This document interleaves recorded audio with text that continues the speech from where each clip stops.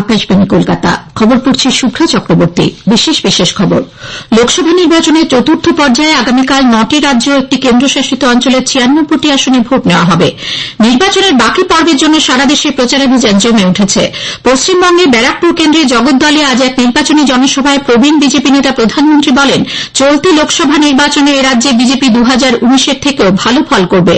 তাঁর আজ আরও 3টি জনসভা রয়েছে। তৃণমূল কংগ্রেস নেত্রী মুখ্যমন্ত্রী মমতা ব্যানার্জিরও আজ 2টি প্রচার সভা রয়েছে। ভারতীয় আবহাওয়া দপ্তর জানিয়েছে, আগামী 3 দিন দেশের উত্তর পশ্চিম, মধ্য পূর্ব এবং দক্ষিণ উপদ্বীপ অঞ্চলে বজ্রবিদ্যুৎ সহ বৃষ্টি হবে। সারা বিশ্বজুড়ে আজ পালিত হচ্ছে আন্তর্জাতিক মাতৃদিবস। আইপিএল ক্রিকেট ম্যাচে Chennai Super Kings Rajasthan Royals এবং রয়্যাল চ্যালেঞ্জার্স বেঙ্গালুরু আজ দিল্লি ক্যাপিটালসের মুখোমুখি হবে।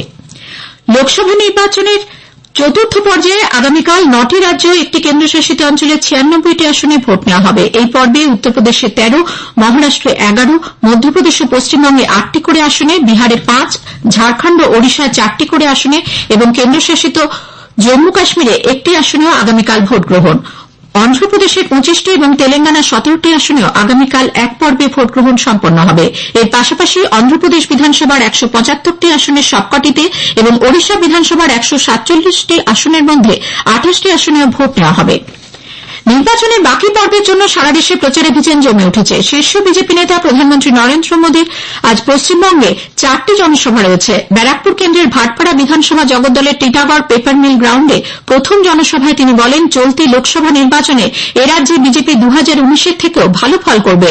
পশ্চিমবঙ্গ পূর্ব ভারতের গুরুত্বপূর্ণ রাজ্য হলেও কংগ্রেস, বাম ও তৃণমূল কংগ্রেস সরকারের আমল এই রাজ্যে বিভিন্ন ক্ষেত্রে পিছিয়ে পড়ছে। बैरकपुर की ये धरती इतिहास रचने वाली धरती है।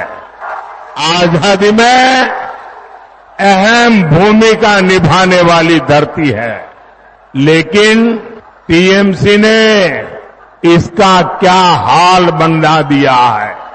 एक समय था जब बांग्लादेश की अर्थव्यवस्था को मजबूत बनाने में ये अपना बड़ा योगदान देता था।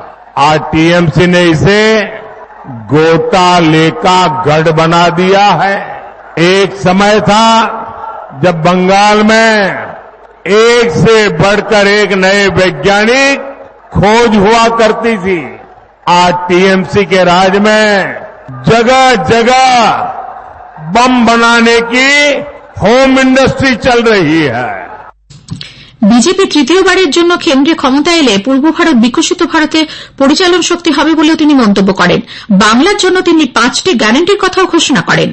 गारंटी दे रहा हूं, जब तक मोदी है धर्म के आधार पर आरक्षण नहीं दिया जाएगा। दूसरी गारंटी, जब तक मोदी है एससी, एसटी, ओबीसी का आरक्षण कोई खत्म नहीं कर पाएगा। तीसरी गारंटी, जब तक मोदी है रामनवमी मनाने से, भगवान राम की पूजा से कोई आपको रोक नहीं पाएगा। चौथी गारंटी, जब तक मोदी है राम मंदिर पर सुप्रीम कोर्ट का जो फैसला है उस फैसले को कोई पलट नहीं पाएगा। और 5वीं गारंटी, जब तक मोदी है सीएए कानून को भी कोई रद्द नहीं कर पाएगा। এরপর প্রধানমন্ত্রী হাওড়ার সাঁকরাইল এবং হুগলির চুঁচুড়া ও পুরসুরায় জনসভায় ভাষণ দেবেন। সন্ধ্যায় তিনি পাটনা চলে যাবেন, সেখানে তাঁর রোড শোয়ে অংশগ্রহণ করার কথা রয়েছে। এরপর তিনি দুদিনের সফরে বিহার যাচ্ছেন। আজ সন্ধ্যায় পাটনা রোড শোর পরে আগামীকাল সকালে পাটনার দশম শিখ গুরু গুরু গোবিন্দজি মহারাজের জন্মস্থানে শ্রী হরিমন্দির শাহীর তখ্তে প্রার্থনায় যোগ দেবেন তিনি। এরপর সারান, বৈশালী এবং হাজিপুর লোকসভা কেন্দ্রে তাঁর 3টি জনসভায় যোগ দেওয়ার কর্মসূচি রয়েছে। অন্যদিকে প্রবীণ বিজেপি নেতা কেন্দ্রীয় স্বরাষ্ট্রমন্ত্রী অমিত শাহ উত্তরপ্রদেশের রায়বেরেলিতে আজ এক জনসভায় ওই আসনে বিজেপি প্রার্থী দীনেশ প্রতাপ সিং এর সমর্থনে ভাষণ দেবেন। উত্তরপ্রদেশের মুখ্যমন্ত্রী যোগী আদিত্যনাথ সীতাপুর, বাহারাইচ এবং আমেঠিতে প্রচারে অংশ নেবেন। অন্যদিকে সমাজবাদী পার্টির প্রধান অখিলেশ যাদব এবং প্রাক্তন কংগ্রেস সভাপতি রাহুল গান্ধী যৌথভাবে বারাবাঙ্কিতে ইন্ডি জোটের প্রার্থীর সমর্থনে প্রচার করবেন।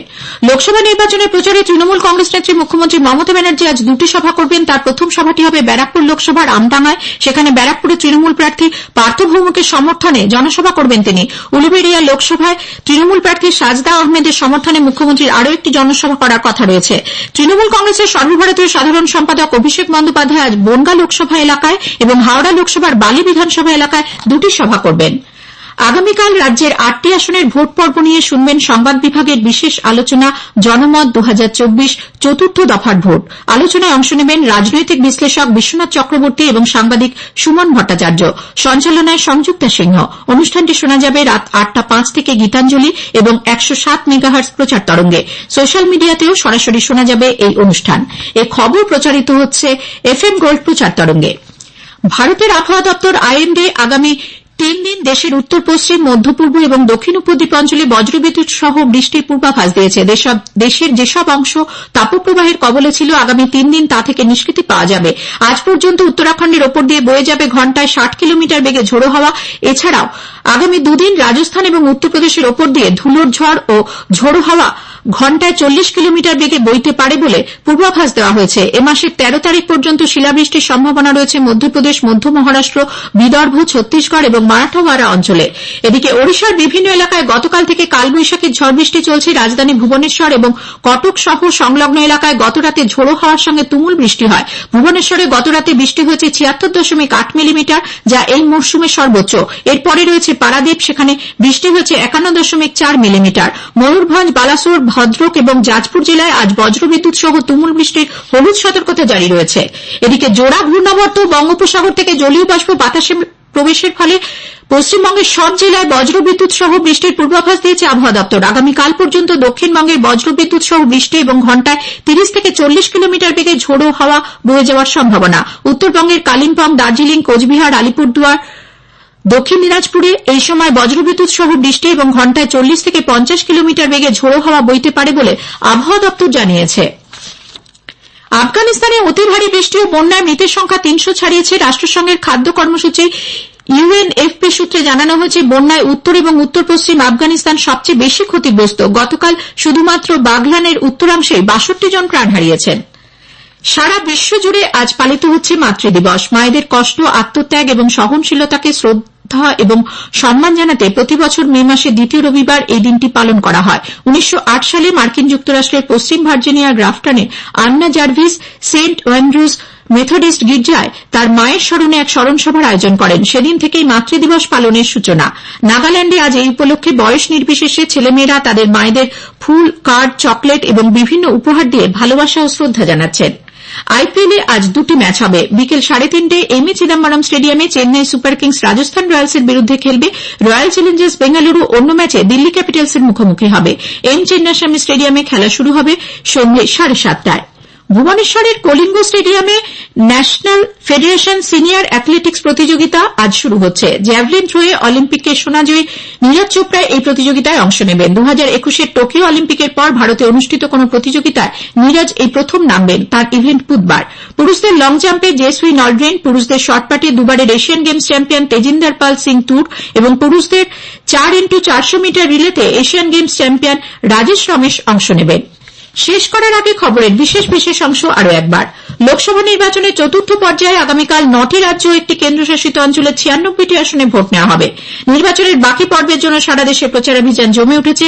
পশ্চিমবঙ্গের ব্যারাকপুর কেন্দ্রে জগদ্দলে আজ এক নির্বাচনী জনসভায় প্রবীণ বিজেপি নেতা প্রধানমন্ত্রী বলেন, চলতি লোকসভা নির্বাচনে এরাজ্যে বিজেপি 2019-এর থেকেও ভালো ফল করবে। তার আজ আরও 3টি জনসভা রয়েছে। তৃণমূল কংগ্রেস নেত্রী মুখ্যমন্ত্রী মমতা ব্যানার্জিরও আজ 2টি প্রচার সভা রয়েছে। ভারতীয় আবহাওয়া দপ্তর জানিয়েছে, আগামী 3 দিন দেশের উত্তর পশ্চিম, মধ্য পূর্ব এবং দক্ষিণ উপদ্বীপ অঞ্চলে বজ্রবিদ্যুৎ সহ বৃষ্টি হবে। সারা বিশ্ব জুড়ে আজ পালিত হচ্ছে আন্তর্জাতিক মাতৃদিবস। IPL ক্রিকেট ম্যাচে আজ চেন্নাই সুপার কিংস রাজস্থান রয়্যালসের এবং রয়্যাল চ্যালেঞ্জার্স বেঙ্গালুরু দিল্লি ক্যাপিটালসের মুখোমুখি। যারা যারা আমাদের সাথে সংযুক্ত ছিলেন সবাইকে ধন্যবাদ। দয়া করে চ্যানেলটি সাবস্ক্রাইব করুন এবং কমেন্ট করে জানান আপনি কোথা থেকে আমাদের সংবাদটি শুনলেন, এবং আপনার বন্ধু-বান্ধবদের সাথে শেয়ার করে দিন যাতে তারাও রেগুলার সংবাদ শুনতে পারে। ধন্যবাদ আমাদের সাথে থাকার জন্য।